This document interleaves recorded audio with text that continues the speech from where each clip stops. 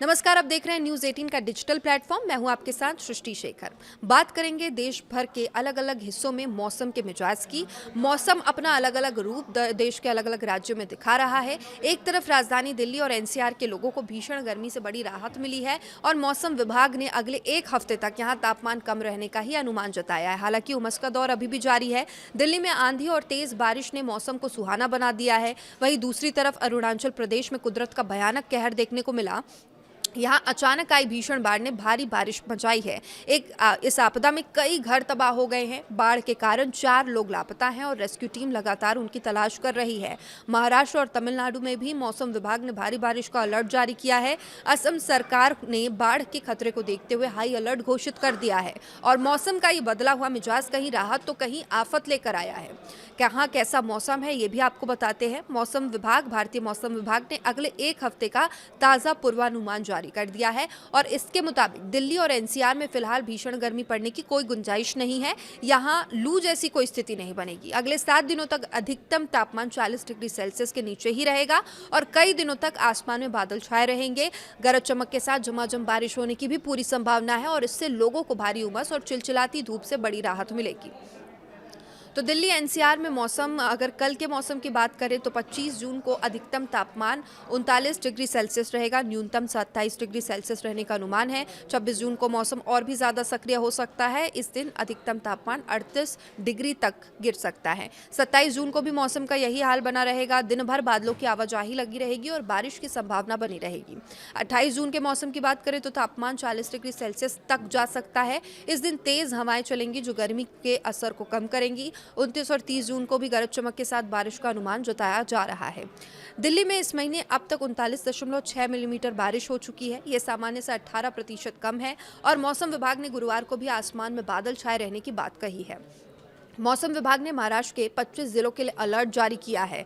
महाराष्ट्र में मौसम को लेकर अलर्ट है और गुरुवार को पूरे राज्य में व्यापक बारिश का अनुमान जताया गया है। हालात को देखते हुए 31 जिलों के लिए मौसम संबंधी खास अलर्ट जारी किए गए हैं। इसमें 25 जिलों को येलो अलर्ट में रखा गया है। 6 अन्य जिलों को ऑरेंज अलर्ट वहां जारी किया गया है। यह अलर्ट लगातार होने वाली तेज बारिश, आंधी तूफान का साफ संकेत है। मुंबई और उसके आसपास के इलाकों में इसका खासा असर दिखने लगा है और मुंबई नगर निगम ने पिछले 24 घंटे के आंकड़े भी जारी किए हैं। शहर भर में पेड़ और उनकी बड़ी शाखाएं गिरने की 113 घटनाएं शामिल हुई है। मुंबई शहरी की बात करें तो 40 ऐसी घटनाएं यहां पर दर्ज की गई है। पूर्वी उपनगरों में 23 और पश्चिमी उपनगरों में 50 ऐसे मामले सामने आए हैं और ये सब भारी बारिश और बहुत तेज़ हवाओं के कारण हुआ है। दक्षिण पश्चिम मानसून अब मुंबई समेत पूरे महाराष्ट्र में फैल चुका है। पिछले 2 दिनों से मानसून की गतिविधियां काफ़ी तेज़ हो गई है। इससे मुंबई और पड़ोसी ठाणे में मूसलाधार बारिश बनी हुई है। येलो अलर्ट वाले जिले में ठाणे और मुंबई शामिल है। इसके अलावा रायगढ़ और रत्नागिरी में भी अलर्ट है।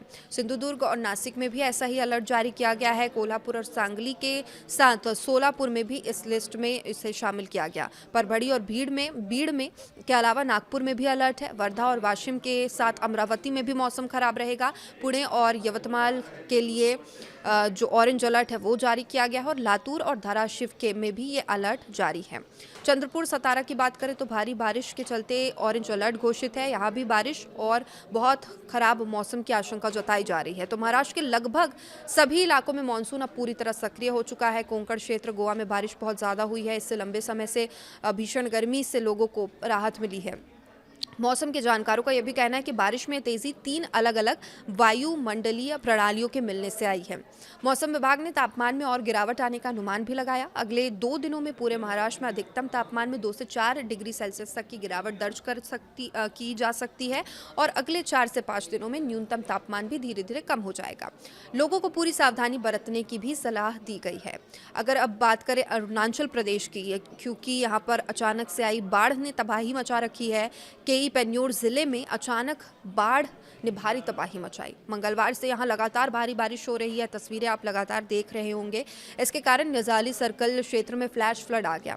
पूसा के पास स्थित निप्को प्रोजेक्ट कॉलोनी में भी ये बाढ़ डूब गई। बाढ़ की चपेट में ये कॉलोनी आ गई और बाढ़ के कारण लगभग 20 घर और अन्य रिहायशी इमारतें पूरी तरह क्षतिग्रस्त हो गई।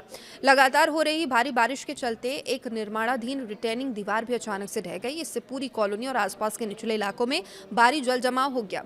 इस भयानक हादसे के बाद शुरुआत में 5 लोग लापता होने की खबर सामने आई थी। रेस्क्यू टीम ने तलाशी अभियान भी शुरू किया है। बुधवार दोपहर को एक शव बरामद किया गया। ये शव विवेकानंद केंद्र विद्यालय के टीचर निर्मला गुप्ता का था। बाकी 4 लोगों का अब तक कोई सुराग नहीं मिल पाया है, ऐसी खबर है। लापता लोगों में 13 साल के इलेश मारक और 30 साल की बलारी मारक शामिल हैं। इसके अलावा 46 साल के ताओ अंजीना और 48 साल के सौरभ कुमार भी लापता हैं। रेस्क्यू ऑपरेशन लगातार जारी है और इस पूरी आपदा में कम से कम 20 लोग घायल हुए हैं। इनमें से 3 लोगों की हालत बहुत गंभीर बताई जा रही है। सभी घायलों को इलाज के लिए अस्पताल में भर्ती कराया गया है।